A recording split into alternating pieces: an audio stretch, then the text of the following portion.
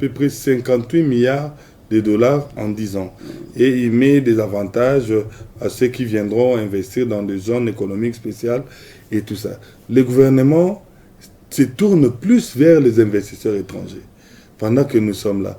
Nous verrons le président lui-même prendre son bâton de pèlerin, aller chercher les investisseurs étrangers avec qui nous vivons, avec qui nous avons étudié, d'autres avec qui nous travaillons à l'extérieur du pays. Nous nous sommes dit, nous allons répondre à cet appel de notre mère patrie d'abord. Et dans des secteurs différents, nous avons de l'expertise.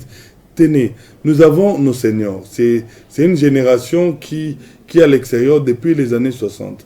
C'est des personnes qui ont des biens immobiliers, qui ont travaillé à l'extérieur, qui ont pris leur retraite, et ces personnes-là veulent rentrer.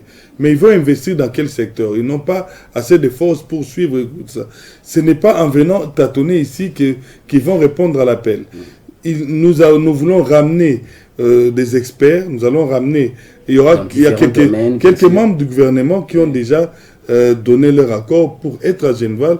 Il y aura, à part les exposés que les panélistes auront à faire, il y aura des B2B, des face-to-face, beaucoup de gens qui vont travailler. Nous avons aussi invité nos provinces qui prendront des stands et des pavillons pour présenter des opportunités d'investissement qu'il y a dans leur province ou dans leurs ETD.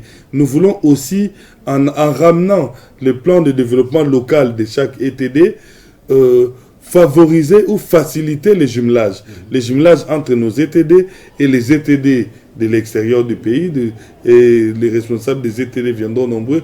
Vous savez que dans plusieurs villes, dans plusieurs pays, nous avons des élus locaux, nous avons des députés, nous avons des adjoints, mais nous avons même des bourgmestres d'origine congolaise qui sont là, qui ne demandent qu'un cadre, qui ne demandent qu'un appel, comme nous faisons appel dans le football. Nous appelons les binationaux, nous appelons nos jeunes footballeurs. Ça, ce sera les léopards dans tous les secteurs qui viendront apporter leur pierre pour qu'en un temps record, nous puissions faciliter, nous puissions impulser le développement. D'accord.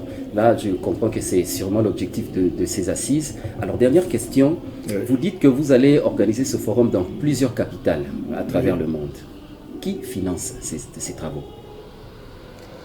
Voilà, donc nous sommes des responsables. Donc, chacun a son rôle à jouer.